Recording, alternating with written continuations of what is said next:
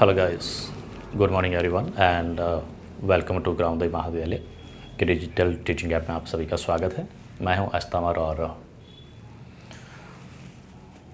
आज हम स्टार्ट करने जा रहे हैं ऑनलाइन प्लेटफॉर्म पे ऑनलाइन क्लासेस के रूप में फिजिकल केमिस्ट्री का मैं चैप्टर कंसिडर कर रहा हूं, सॉलिड स्टेट।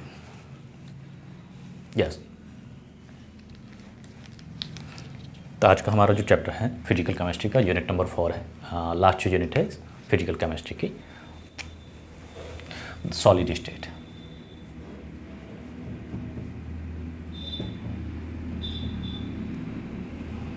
ठोस अवस्था के बारे में हम स्टडीज करेंगे आज।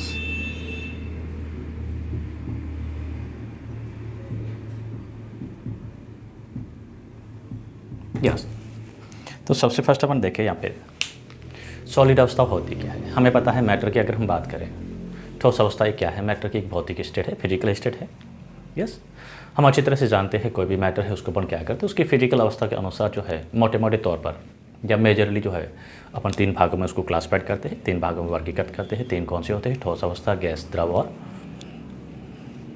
ठोस, द्रव और गैस। यस, तो 3 अवस्था होती है। कौन सी होती है? ठोस, द्रव और गैस। तो हम यहाँ पे जो स्टडीज़ करेंगे किसके बारे में करेंगे? ठोस के बारे में करेंगे। सॉलिड के स्टेट जो है उसके बारे में स्टडीज़ करेंगे। तो पहले तो हमें देखना है ठोस होता है क्या होता है। एक पदार्थ की अवस्था होती है और बेसिकली हमें पता है पदार्थ जो होता है क्या होता है, ऐसी कोई भी वस्तु जो क्या करती है, द्रव्यमान रखती है और आयतन घेरती है। Yes, anything which have mass and occupied space. ऐसी कोई भी वस्तु जो क्या करती है, द्रव्यमान रखती है और आयतन घेरती है, उसको अपन क्या बोलते हैं? पदार्थ बोलते हैं। और पदार्थ की भौतिक अवस्था के अनुसार हम इसको 3 वर्गों में वर्गीकृत करते हैं, ठोस, द्रव और गैस। तो तीनों में से हम यहाँ पे जो स्टडीज़ करेंगे, कंसिडर करेंगे ओनली सॉलिड स्टेट के बारे में स्टडीज़ करेंगे, ठोस के बारे में अध्ययन करेंगे। यस, तो ठोस अवस्था है। ठोस अवस्था के लिए सबसे पहला जो इंट्रोडक्शन जो आपका ध्यान रखना है, ठोस के जो गुणधर्म की अगर बात करें, प्रॉपर्टीज़ की बात करें, तो हम क्या क्या स्टडीज़ करेंगे उसमें? प्रॉपर्टीज़ ऑफ सॉलिड में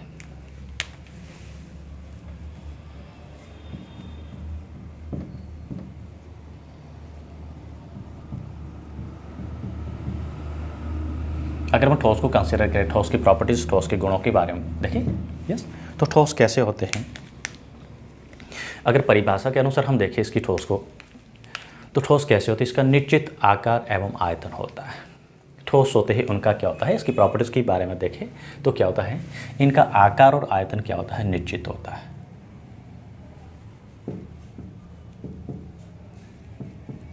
आकार एवं आयतन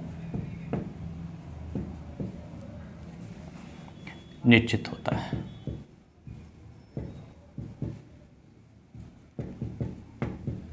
yes, they have fixed shape and volume. इनका आकार और आयतन जो होता है क्या होता है? फिक्स्ड होता है, नियत होता है। सेकंड पॉइंट को मैं कंसिडर कर रहा हूँ, तो ठोस होते हैं इनके मध्य इनके अवयव कण जो होते हैं, इनके घटक कणों की अगर बात करें, जिससे मिलकर क्या होता है, किसी ठोस का निर्माण होता है, किसी पदार्थ का निर्माण होता है, उसको अपन क्या बोलते हैं? अवयव कण बोलते हैं। और इस यूनिट में हम जो स्टडीज़ करेंगे, जहाँ पे भी आपको अवयव कण या घटक कणों की बात आती है, तो हम हमेशा किसको याद रखेंगे? अणु, परमाणु या फिर आयन वो हो सकते हैं। यस, ठोस के अवयव कण जो होते हैं क्या हो सकते हैं? अणु हो सकते हैं, परमाणु हो सकते हैं या फिर आणविक अवस्था में भी हो सकते हैं। तो यहाँ पे इसके जो घटक कण जो होते हैं, इसके अवयव कण होते हैं, इनके मध्य लगने वाला आकर्षण बल जो होता है, इंट्रामोलिकुलर अट्रैक्शन जो फोर्स होता है, बहुत ही प्रबल होता है, स्ट्रॉन्ग होता है। इस वजह से ठोसों के मध्य, ठोस के अवयवों के मध्य स्पेस की बात करें, गैप जो होता है बहुत ही कम होता है, नगण्य होता है, 0 के बराबर होता है। यस, तो अगला पॉइंट हमारा क्या बनेगा? अंत आणविक दूरी जो होती है क्या होती है? नगण्य होती है, बहुत ही कम होती है। मतलब इसके मध्य जो गैप होता है बहुत ही कम होता है, अंतर आणविक स्पेस कहेंगे। यस, ठोसों के अवयव या घटक कण कह सकते हैं अपन।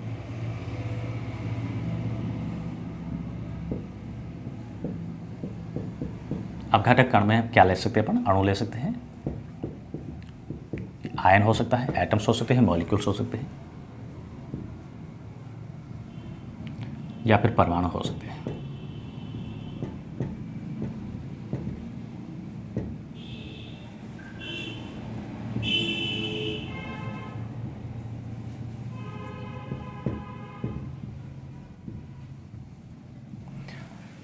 इंट्रामोलिकुलर स्पेस होता है, गैप होता है बहुत ही कम होता है।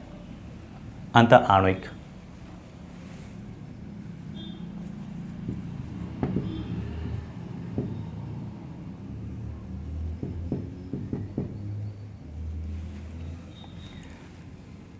स्पेस नगण्य होता है।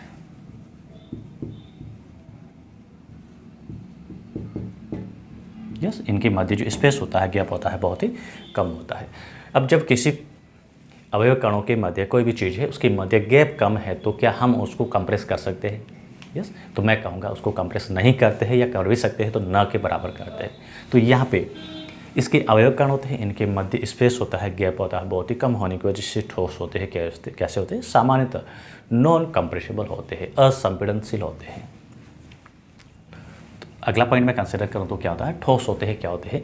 सामान्यतः नॉन कंप्रेसिबल होते हैं, यानी इसकी संपीड़नशीलता जो होती है नगण्य के बराबर होती है।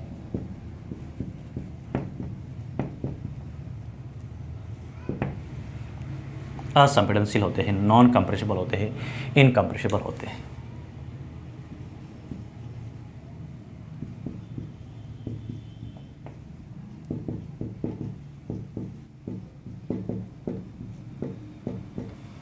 यस, अब ठोस के मध्य जो है उसके आणविक कण होते हैं, परमाणु कण होते हैं, अवयव कणों के मध्य गैप कम होने की वजह से इसके मध्य अवयव कणों के मध्य लगने वाला बल की अगर बात करें तो कैसा होता है? प्रबल होता है।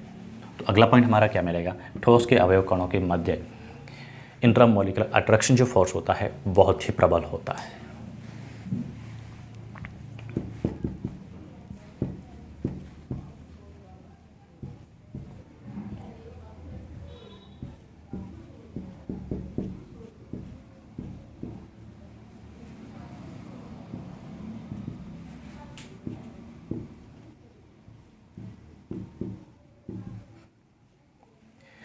प्रबल अट्रैक्शन बल होता है, इंट्रामोलिकुलर अट्रैक्शन बल होता है।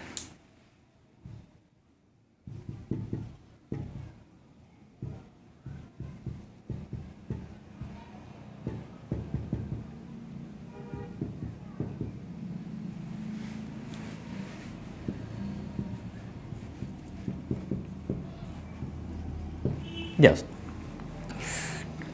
ठोसों के मध्य इंट्रामोलिकुलर अट्रैक्शन बल प्रबल होने की वजह से ठोस की प्रवृत्ति की अगर और कंसिडर करें बात हम ले तो क्या होता है?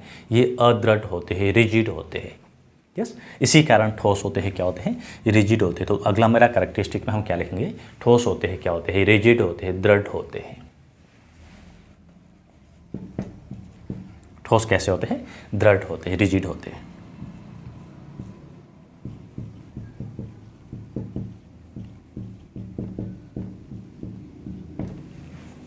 यस, अगली अपन कैरेक्टरिस्टिक्स की बात करें, जब अपन क्या करते हैं, कोई ठोस है उसको अपन क्या करते हैं? हीट देते हैं, ऊष्मा देते हैं, या उसको गर्म करते हैं। उस केस में उसके अवयव कण होते हैं ठोस के, जो अणु, परमाणु या आयन कुछ भी हो सकते हैं। यस, ये अवयव कण होते हैं क्या करते हैं? हीट एनर्जी को एब्जॉर्ब करके, अवशोषण करके क्या करते हैं? अपनी माध्य स्थिति पर क्या करते हैं? कंपन करते हैं, वाइब्रेट करते हैं। इस बात का ध्यान रखना है। ठोस के अवयव कण जो होते हैं एक जगह से दूसरी जगह तक ट्रांसफ़र नहीं होते हैं। ये क्या करते हैं? ऊष्मा ऊर्जा है, किसी भी ऊर्जा का क्या करते हैं? अवशोषण करके अपनी माध्य स्थिति के इर्द गिर्द क्या करते हैं? वाइब्रेट करते हैं, ऑसिलेट करते हैं। यस,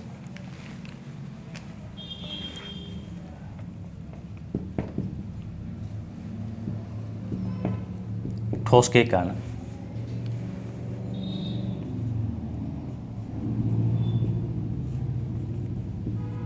ऊष्मा ऊर्जा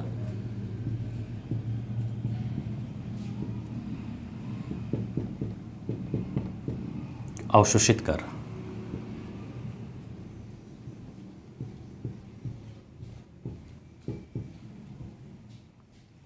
अपनी माध्य स्थिति के इर्द गिर्द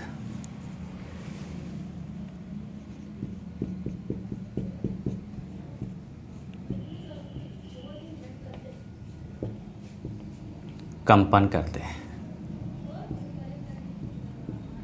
अर्थात इसके अवयव कण होते हैं वो ट्रांसफ़र नहीं होते हैं, डीलोकलाइज्ड नहीं होते हैं।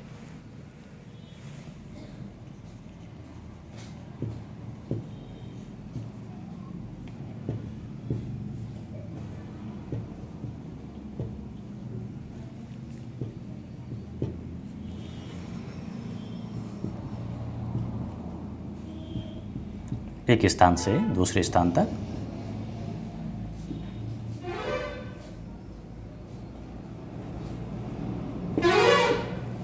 विस्थापित नहीं होते।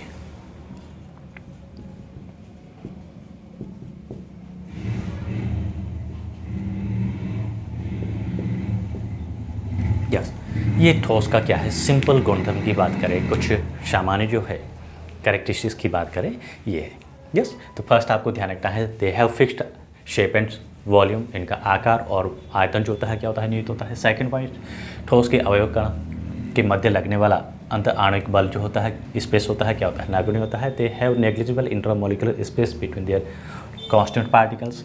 ठोस सामान्यतः नॉन कंप्रेसिबल होते हैं। Usually generally solids are non compressible. क्यों होते हैं? This is due to strong intramolecular attraction force act between their constitute particles. ठोसों के अवयव कण जो उनके मध्य लगने वाला इंट्रामोलिकुलर अट्रैक्शन फोर्स होता है, प्रबल होता है। दीज आर रिजिड, ये सामान्यतः कैसे होते हैं, दृढ़ होते हैं। ठोसों के अवयव कण ऊष्मा को अवशोषित करके अपनी माध्य स्थिति के इर्द गिर्द क्या करते हैं, कंपन करते हैं, वाइब्रेट करते हैं। This particles are do not completely transfer from one place to another place. This particles only oscillate around their main position.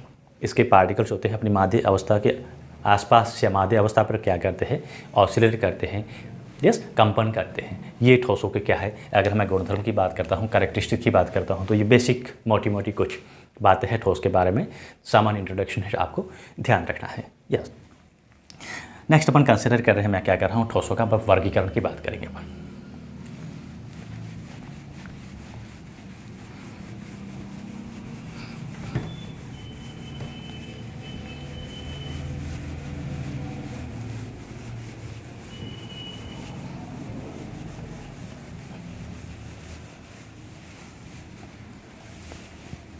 Yes, अगर मैं यहाँ पे ठोसों का क्लासिफिकेशन देखता हूँ, क्लासिफिकेशन ऑफ सॉलिड्स,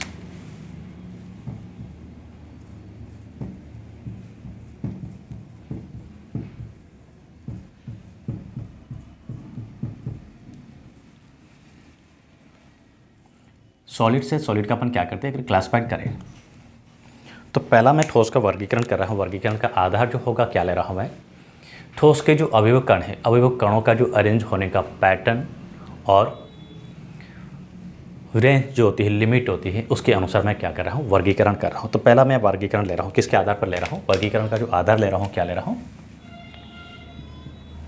अवयव कणों के परास कंसिडर कर रहा हूँ और परास के साथ साथ क्या ले रहा हूँ, उसका पैटर्न ले रहा हूँ। तो यहाँ पे पहला जो वर्गीकरण का आधार मैं ले रहा हूँ, क्या ले रहा हूँ, किस आधार पर मैं इसका वर्गीकरण कर रहा हूँ, अवयव कणों की परास एवं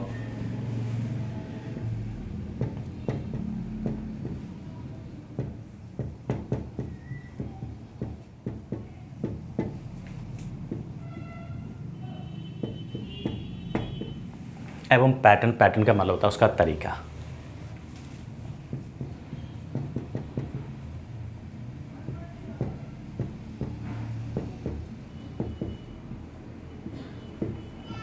यस, वर्गीकरण का आधार मैं ले रहा हूँ, क्या ले रहा हूँ, परास ले रहा हूँ, एक रेंज ले रहा हूँ और दूसरा क्या ले रहा हूँ, पैटर्न ले रहा हूँ। किसका, अवयवकरण। अवयवकरण का बात ध्यान रखना, अणु हो सकते हैं, परमाणु हो सकते हैं, अणु, परमाणु और आयनिक अवस्था में किसी भी अवस्था में हो सकते हैं। तो यहाँ पे मैं इसका वर्गीकरण जो कर रहा हूँ, क्या कर रहा हूँ, दो क्लासों में हम क्लासिफाइड करेंगे।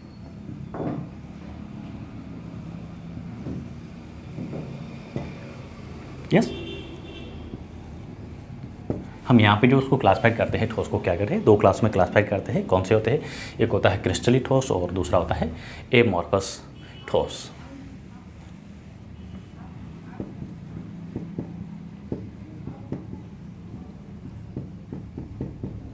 क्रिस्टलाइन सॉलिड, क्रिस्टली ठोस।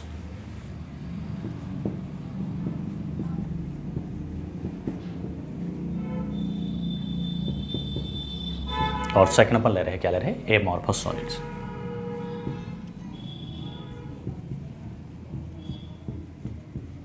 अक्रिस्टली ठोस।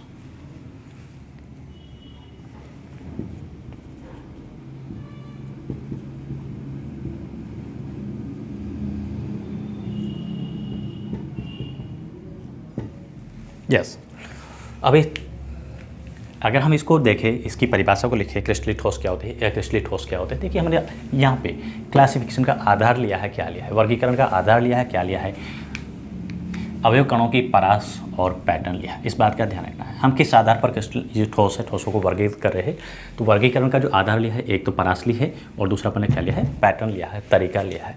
तो यहाँ पे अगर मैं बात करता हूँ किसकी, क्रिस्टलीय ठोस की बात करता हूँ, तो क्रिस्टलीय ठोस में अवयव कण, उसका अरेंजमेंट जो होता है, उसका विन्यास होता है, उसकी परास क्या होती है, लॉन्ग होती है। और पैटर्न की मैं बात करता हूँ तो कैसा होता है, रिपीटिंग पैटर्न होता है। एक नियमित अंतराल के बाद में वो क्या करते हैं, अपने आप को पुनरावर्तित करते हैं। रिपीटिंग का मीनिंग होता है पुनरावर्तन होना। यस, तो यहाँ पे इसकी परिभाषा की मैं बात करता हूँ, ध्यान रखना है। यस, हमारे सिलेबस में इसी के बारे में ही ज़्यादातर पूछा गया है।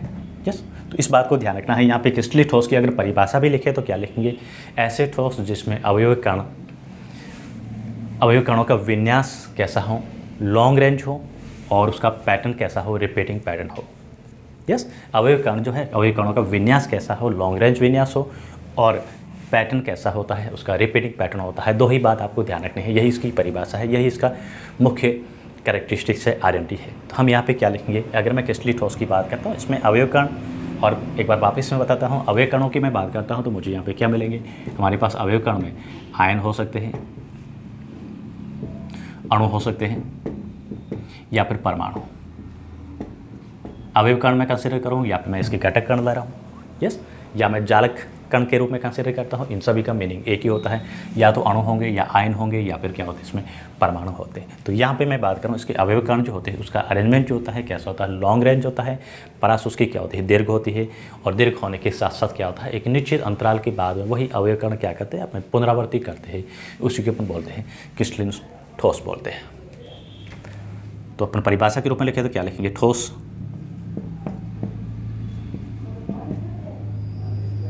जिनमें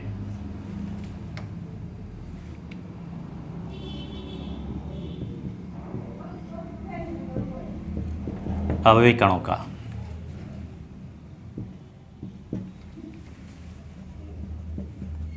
परास दीर्घ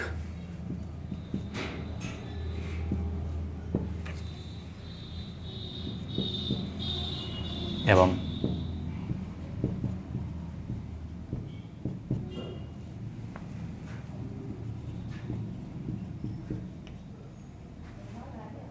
निश्चित अंतराल के बाद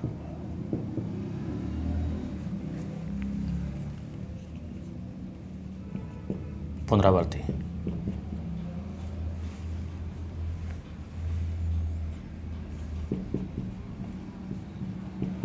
होती हो, क्रिस्टलीय ठोस कहलाते हैं।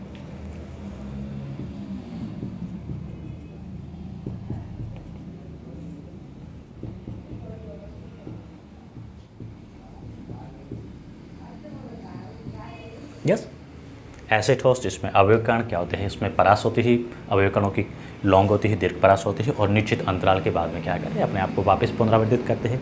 यस, उसको अपन क्या बोलते हैं, क्रिस्टलीय ठोस बोलते हैं। और यहाँ पे अगर मैं बात करता हूँ एमोर्फस ठोस की, क्या होता है, अवयव कण शॉर्ट रेंज तक होते हैं और नॉन रिपीटिंग पैटर्न होता है। लघु परास अवयव कण का जो होता है, क्या होता है, लघु परास होती है।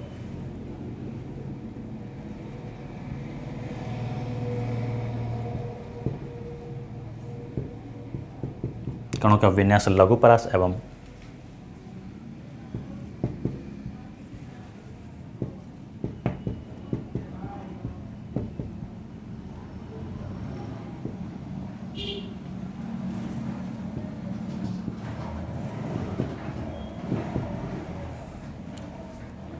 लघु परास एवं नॉन रिपीटिंग।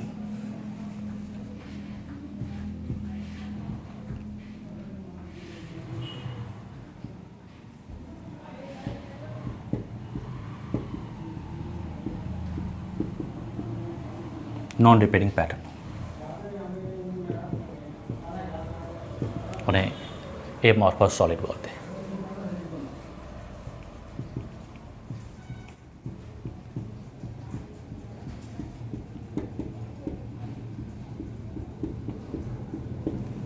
यस, तो फिलहाल जो एमॉर्फस सॉलिड को आपको यहाँ तक ध्यान रखना है। अगर एक दो हम एग्जांपल कंसिडर करें एमॉर्फस सॉलिड्स के, तो अपन ले सकते हैं जैसे हमारे पास ग्लास होता है, रबड़ होता है, प्लास्टिक होता है। यस, ये सभी इसके एग्जांपल है। जो कांच अपन लेते हैं ना, कांच है, रबड़ जो होता है, इरेजर होता है, उसको भी मैं कंसिडर कर इसमें लेते हैं। यस, अगर मैं उदाहरण यहाँ पे लेता हूँ कुछ, तो क्या लेंगे अपन, ग्लास है,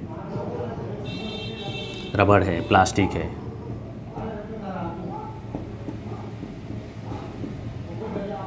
यस, ये कुछ इसके एग्जाम्पल। और यहाँ पे जो सभी धातु वगैरह वगैरह जो भी है, क्रिस्टलिक ठोस की अगर बात करें, सबसे बेस्ट जो आइडियल एग्जाम्पल अपन ले रहे हैं, घरों में जो खाने वाला नमक होता है,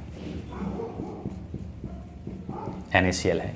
यस, मेटल है, धातु जो है। यस, तो ये आपको ध्यान रखना है।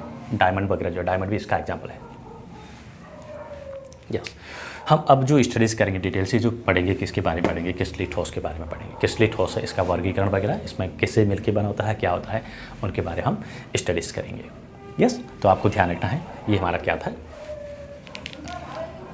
ठोस का टॉपिक था, जिसको अपन ने वर्गीकरण किया है। पहला जो है क्लासिफिकेशन का आधार हमारे पास क्या था, अवयवकरण, इसको अपन कंसिडर कर रहे हैं।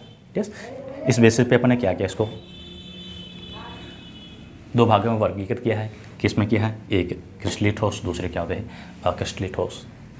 यस, अब एक बात ध्यान रखना हमें यहाँ पे, क्रिस्टलीय ठोस से क्रिस्टलीय ठोसों की संरचना वगैरह, इसका जो अपन अध्ययन करते हैं, मेजरमेंट करते हैं, किसके थ्रू करते हैं, क्रिस्टलोग्राफी के द्वारा करते हैं। इस बात का ध्यान रखना है। हम यहाँ पे क्रिस्टलीय ठोस कंसिडर कर रहे हैं, इसका जो अध्ययन किया जाता है। यस, किसी भी क्रिस्टलीय ठोस का अध्ययन करते हैं। अध्ययन करने के लिए हमें जो डिवाइस चाहिए होता है, जो टेक्निक चाहिए, इंस्ट्रूमेंट चाहिए, उस इंस्ट्रूमेंट को अपन क्या बोलते हैं, क्रिस्टलोग्राफी बोलते हैं। यस, इसका जो अध्ययन किया जाता है, किसके द्वारा किया जाता है, क्रिस्टलोग्राफी द्वारा। क्रिस्टलीय ठोस है, यस, यहाँ पे मैं कंसिडर कर रहा हूँ पॉइंट, क्रिस्टलीय ठोस का जो अध्ययन जो किया जाता है, किसके द्वारा किया जाता है, क्रिस्टलोग्राफी द्वारा। क्रिस्टलीय ठोसों की अध्ययन मतलब उसकी संरचना का।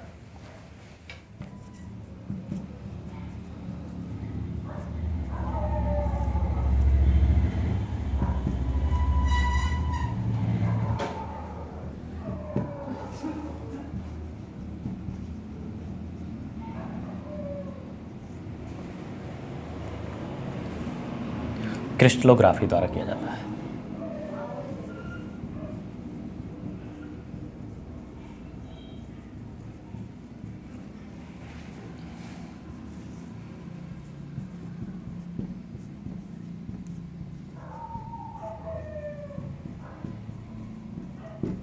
यस, ये क्या था हमारा बेसिक स्ट्रक्चर, इसकी स्टडीज़ थी किसकी, क्रिस्टलिक ठोस की।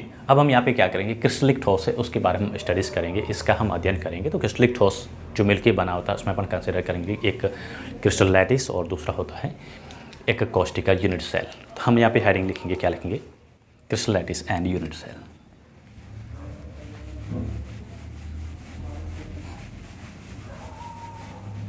यानी क्रिस्टल जालक।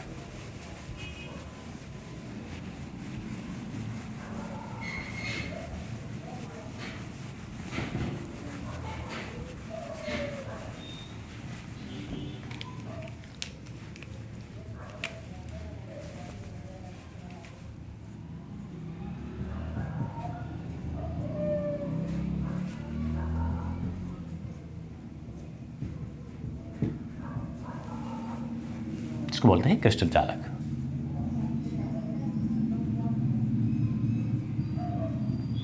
क्रिस्टल जालक और एक कोष्टिका।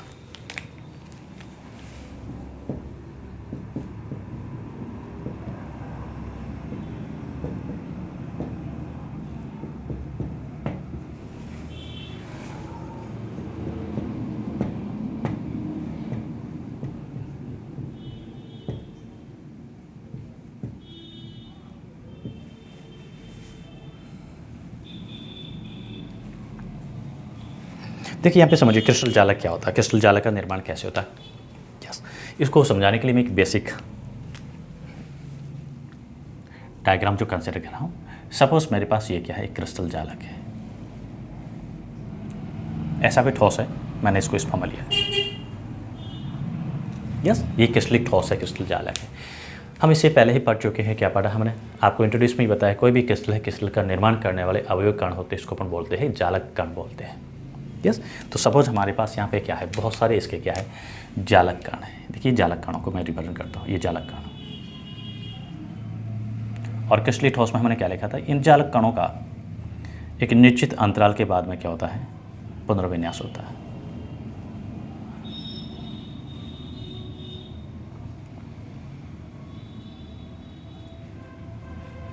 तो ये हमारे पास क्या है, ये बहुत सारी जो क्या है, जालक कण है जो किसी क्रिस्टलीय संरचना का निर्माण कर रहे हैं। यस। ये जो डॉट डॉट ग्रीन डॉट लगा है, इसको मैं क्या कंसिडर हम करेंगे, ये हमारे क्या है, जालक कण है जिसको बोलते हैं, या अवयव कण कण है, एक ही बात है। यस।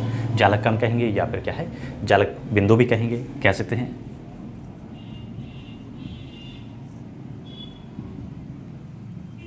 और एक जालक कण जो होता है, एक जालक बिंदु क्या करता है, किसी भी क्रिस्टल के एक अवयवी कण जो अणु या परमाणु या आयन को क्या करता है, रिप्रेजेंट करता है। एक जालक बिंदु क्या करता है, किसी भी क्रिस्टल के एक अवयवी कण को निरूपित करता है।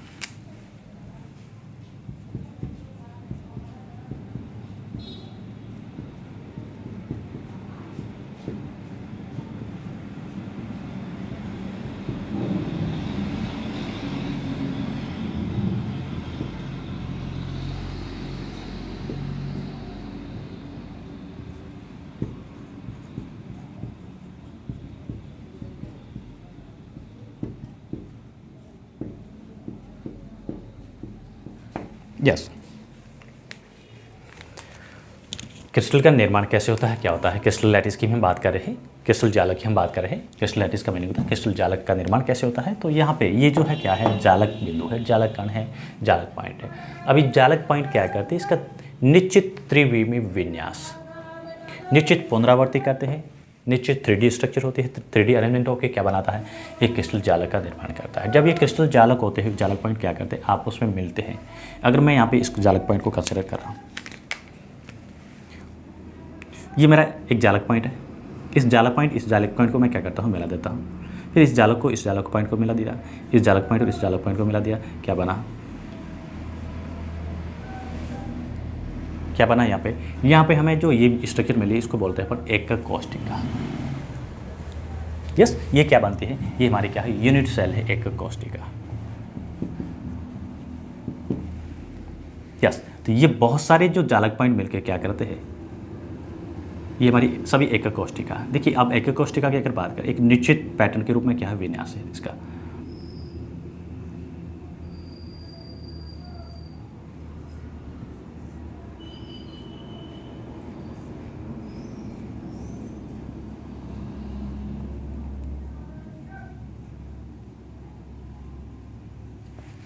यस। ये हमारे क्या मिल रही है, एकक कोष्ठिका ही सभी, रेड जो बता रही है क्या है, एकक कोष्ठिका। और ये क्या है, एकक कोष्ठिका की जो कॉर्नर है, ये क्या है, जालक बिंदु को इंडिकेट करता है। तो यहाँ पे बहुत सारी जो एकक कोष्ठिका मिलकर ही क्या बनाती है, जालक, क्रिस्टल जालक का निर्माण करती है। यस। तो सिंपली हम क्रिस्टल जालक की अगर बात करें तो क्या होता है, इसमें बहुत सारी यूनिट सेल जो होती है, एकक कोष्ठिका होती है, क्या करती है, एक नियमित अंतराल के रूप में उसका त्रिविमीय अभिविन्यास। यस। नियमित अंतराल में त्रिविमीय अभिविन्यास ही क्या होता है, क्रिस्टल जालक कहलाता है, ध्यान रखना है भाई। या फिर दूसरा अपन ये भी कह सकते हैं, जालक कणों का त्रिविमीय अभिविन्यास क्या करता है, क्रिस्टल जालक का निर्माण करता है। जब मैं जालक की परिभाषा लिखूं तो क्या लिखूंगा, जालक कण या जालक बिंदुओं का क्या लिखेंगे अपन,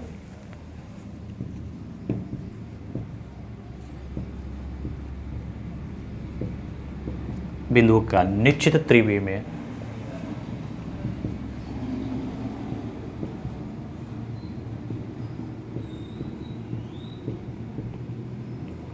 अभिविन्यास।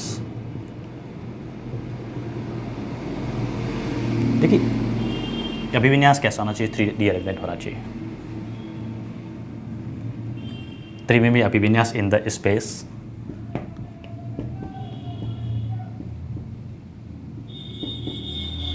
क्रिस्टल जालक कहलाता है, क्रिस्टल जालक का निर्माण कहलाता है।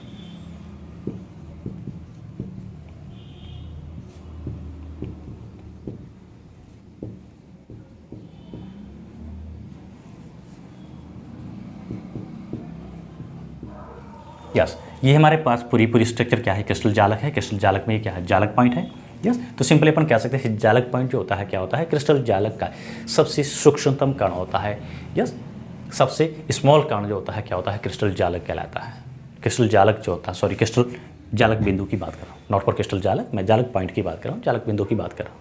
यस, तो क्रिस्टल जालक का सबसे सूक्ष्मतम कण जो होता है क्या होता है, जालक बिंदु कहलाता है। और जालक बिंदु जो होते हैं आपस में मिलकर क्या बनाते हैं, एक कोष्ठिका का निर्माण करते हैं। एक कोष्ठिका क्या होती है, एक नियमित अंतराल के बाद में एक निश्चित पैटर्न में क्या होती है, 3D उसका अरेंजमेंट होकर, त्रिविमीय अरेंजमेंट होकर क्या बनाता है, क्रिस्टल जालक का निर्माण करता है। और मैं यहाँ पे अगर मैं बात करता हूँ एक कोष्ठिका की, यूनिट सेल की, तो यूनिट सेल को परिभाषित अपन कैसे करते हैं, तो यूनिट सेल जो है क्या होती है, किसी क्रिस्टल जालक का सबसे सिंपलेस्ट कह सकते हैं स्मॉलेस्ट पोर्शन होता है। यस, यूनिट सेल क्या होती है, क्रिस्टल जालक का स्मॉलेस्ट पोर्शन जो क्या करता है, त्रिविमीय अरेंजमेंट होकर क्या बनाता है, क्रिस्टल जालक का निर्माण करने वाली इकाई को अपन क्या बोलते हैं, एक कोष्ठिका बोलते हैं। क्रिस्टल जालक का स्मॉलेस्ट पोर्शन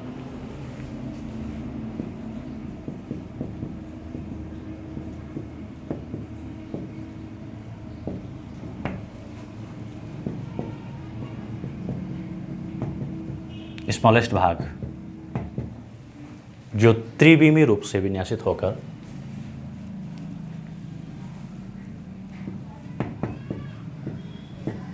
निश्चित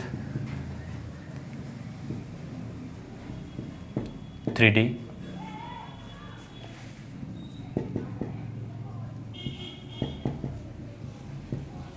विन्यास में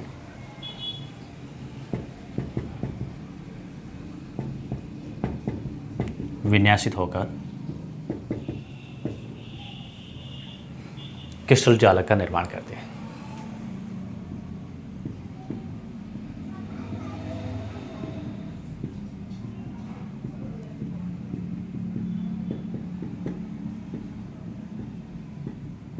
यस, तो क्रिस्टल यूनिट सेल जो होती है क्या होती है, smallest portion of crystal lattice. Crystal जालक का सबसे सूक्ष्मतम पार्ट जो होता है, स्मॉलेस्ट पोर्शन होता है, उसको अपन क्या बोलते हैं, यूनिट सेल बोलते हैं। यूनिट सेल ही क्या करती है, उसका नियमित 3D अरेंजमेंट होकर क्या बनाता है, क्रिस्टल जालक का निर्माण करता है। यस, ये हमारी क्या होती है, यूनिट सेल और क्रिस्टल जालक। अब हम यहाँ पे क्या करते हैं, क्रिस्टल जालक जो होता है, क्रिस्टल लैटिस, इसका अपन क्या करते हैं, वर्गीकरण करते हैं। किसके आधार पर करते हैं, एक कोष्ठिका है उनकी प्रवृत्ति के अनुसार। यस, तो हम यहाँ पे वर्गीकरण की बात करें तो हम क्या करेंगे, एक और वर्गीकरण से पहले मैं आपको थोड़ा सा और इंट्रोडक्शन बता देता हूँ।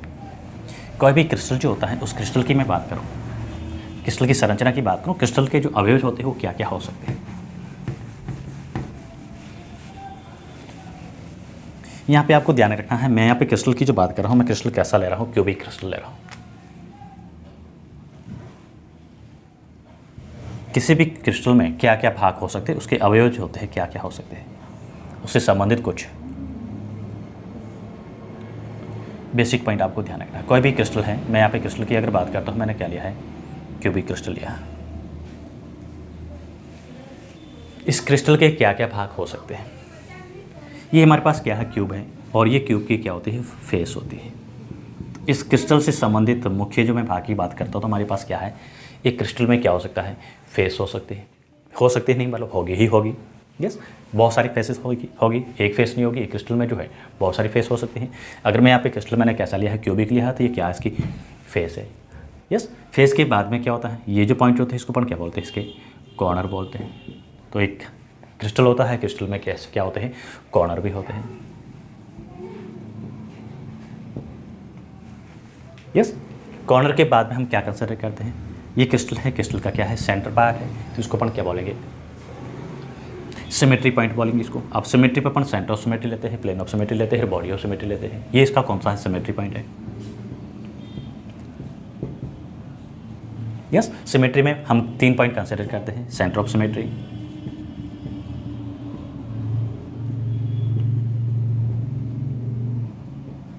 बॉडी ऑफ सिमेट्री,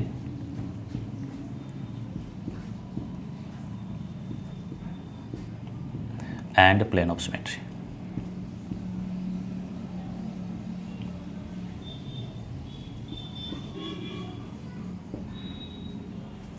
यस, और इसमें क्या होती है, ये जो है इसको अपन क्या बोलते हैं, क्रिस्टल की एज बोलते हैं। कि क्रिस्टल में क्या क्या हो सकता है, इस बात का ध्यान रखना है इससे संबंधित। यस, और यहाँ पे जो एंगल जो होते हैं दो फेसों के मध्य, इसको बोलते हैं इंट्राफेशियल एंगल बोलते हैं।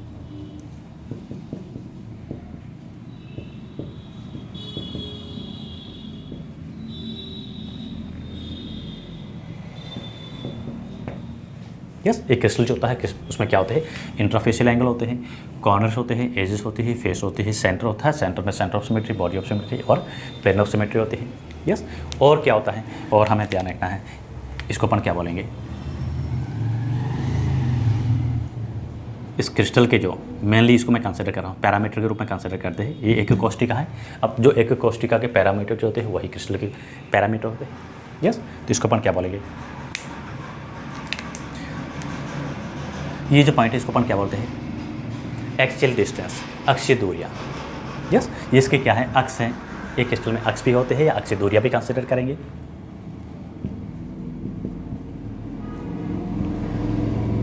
यस, और ये 3 एक्सेस होते हैं। एक्सेस दूरियों को मैं क्या कंसिडर कर रहा हूँ, ए, बी और सी लेंगे। अगर ये मेरे ए है, यहाँ से यहाँ तक की दूरी, तो ये क्या होगी, यहाँ से यहाँ तक की बी होगी, ये क्या होगी, सी होगी। इस बात का ध्यान रखना है।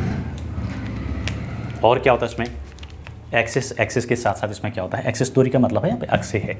यस, इसका मीनिंग ये एक्सेस है ये। और इसमें क्या होगा, एक्सियल एंगल, ये ध्यान रखना है। अगर मैं ए एक्सेस लिया है, इसके अपोजिट एंगल जो होता है क्या होता है, अल्फा होता है। ये आपको ध्यान रखना है। मैंने ए एक्सेस जो लिया है, ए एक्सेस के अपोजिट विपरीत एंगल हमेशा अल्फा होगा। बी एक्सेस है, बी एक्सेस के अपोजिट ये एंगल जो होगा क्या होगा, बीटा होगा। और सी एक्सेस के अपोजिट एंगल जो होता है क्या होता है, क्रिस्टलीय कोण जिसको बोलते हैं, क्या होगा, गामा होगा। तो ये जो मिलते हैं, ये 3 जो 6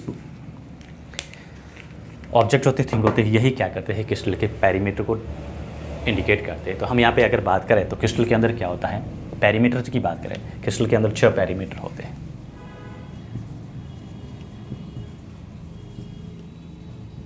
पेरीमीटर ऑफ क्रिस्टल्स।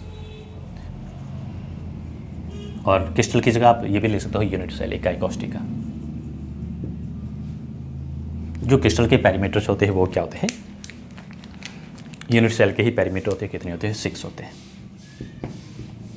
3 एजेस होती हैं, 3 एजेस होती है। और क्या होता है, 3 साइड्स होती हैं।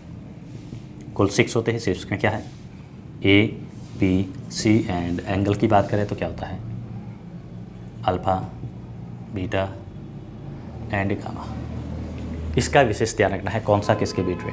अल्फा एंगल की बात करें तो कहाँ है, साइड बी और सी के मध्य है। बीटा की बात करेंगे तो कहाँ है, सी एंड ए के मध्य होता है। और गामा की बात करते हैं तो कहाँ होता है, ए एंड बी के मध्य होता है। यस, इन्हीं के आधार पर हम क्या करते हैं, आगे और क्रिस्टलों का वर्गीकरण करेंगे। किसके अकॉर्डिंग, ये जो हमारे पास 6 पैरामीटर है, 6 पैरामीटर के अकॉर्डिंग। यस, हम इसका आगे क्लासिफिकेशन करेंगे। इसके बारे में डिटेल से स्टडीज़ हुए हम नेक्स्ट वीडियो में करेंगे। आज हमने बेसिक इंट्रोडक्शन जो है क्रिस्टल के बारे में ही किया है। यस, तो आई होप कि आपको कुछ समझ में आया होगा। यस, तो उम्मीद करता हूँ आप इसको सीरियसली लीजिए, पढ़िए। यस, और कॉलेज की तरफ से बहुत ही सराहनीय कदम उठाया गया है।